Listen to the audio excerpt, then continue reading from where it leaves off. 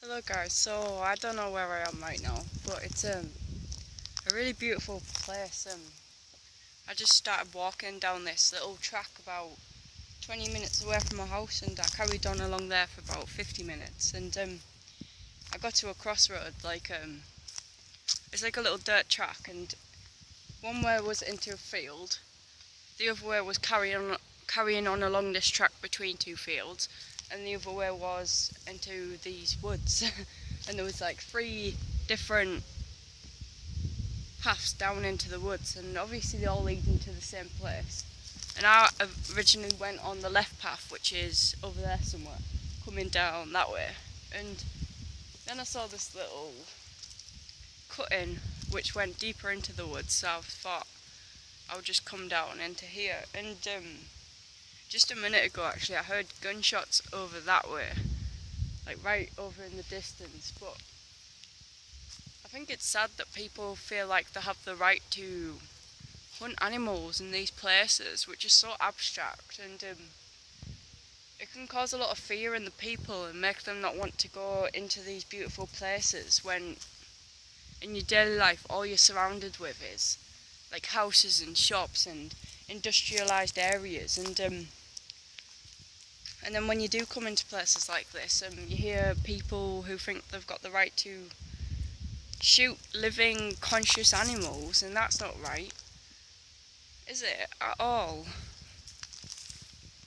Like, people can be so selfish sometimes, and I don't know really, it's such a beautiful place, and I've never been here before, and I like exploring because it's just fun.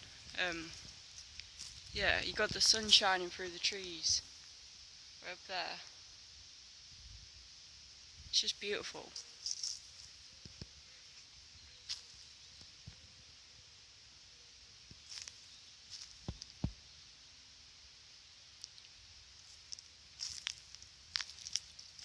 There's so many different things that have made up this forest, and it's so old. Like, you can notice you've got these younger trees, like this one for example. Look, this tree is pretty young. Can you see it?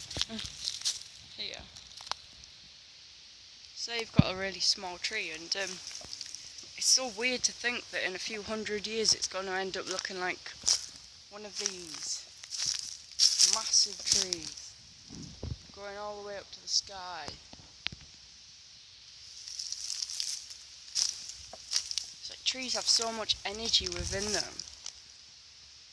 Like, they tell their own story, and no tree is exactly the same to any other tree.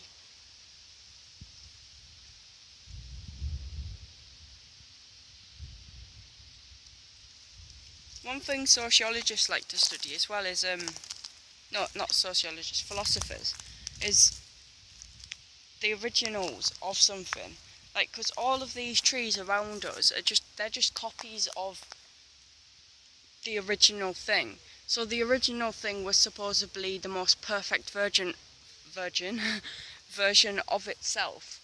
And then slowly as time went by, that tree had its seeds fell off into the ground and planted new trees which were less perfect copies of the original virgin.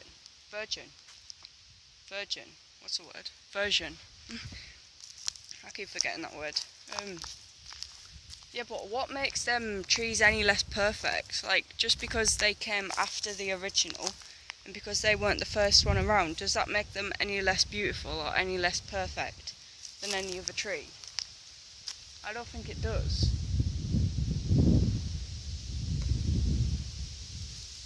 Like, all stages of a tree's life is beautiful. Like, even after it's been struck by lightning or something like that, it's still beautiful. Because that's nature's way of carving into the landscape and changing things. And change is good. We need change to not just keep ourselves occupied, because that's quite a selfish thing. Because nature doesn't formulate around us or change around us just to keep our psyche active and keep us pleased, but it does it because nature lives in the moment and it's got its own path to follow. It's got its own aims in life, and trees do give us oxygen and stuff, but their sole purpose in life, from their perspective, is if a tree could have a perspective, it probably wouldn't be to give us oxygen. It's got its own lives. Like, that oxygen is just a bioproduct of it consuming carbon monoxide and things like that, and then it just spews out the oxygen, and we happen to be here to be able to breathe it. Like, everything's so connected. Like, we need everything to survive in order for us to survive, in order for other things to thrive and survive. It's all just linked together in this big chain of nature, and it's slowly evolving over time until eventually we've used up all the energy in our universe and in our planet, and it'll die. But that's not a bad thing, because when something dies, like, new things can be created. Like when our sun gets too old and it eventually implodes on itself, and then that's gonna probably leave behind a lot of remnants of energy, which can then formulate new universes, and maybe even more advanced ones than our own. It's like, do you think that we're the only planet out there with life on it? Because I know that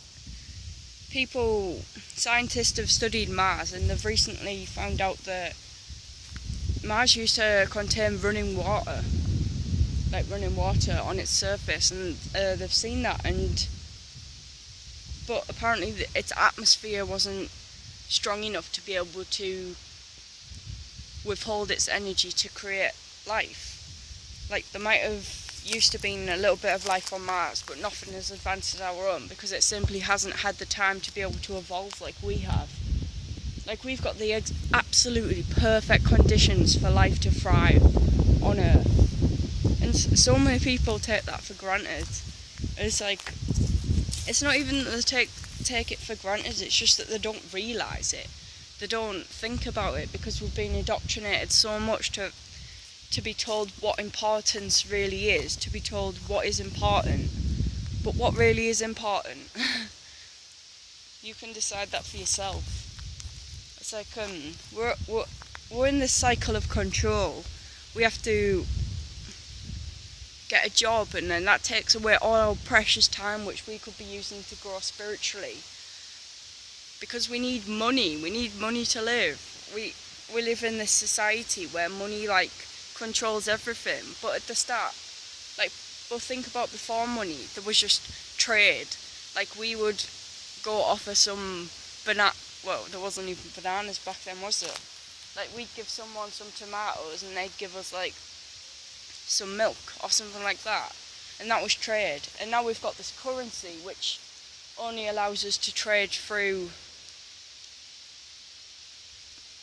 based upon how much of this paper we have. It's so weird.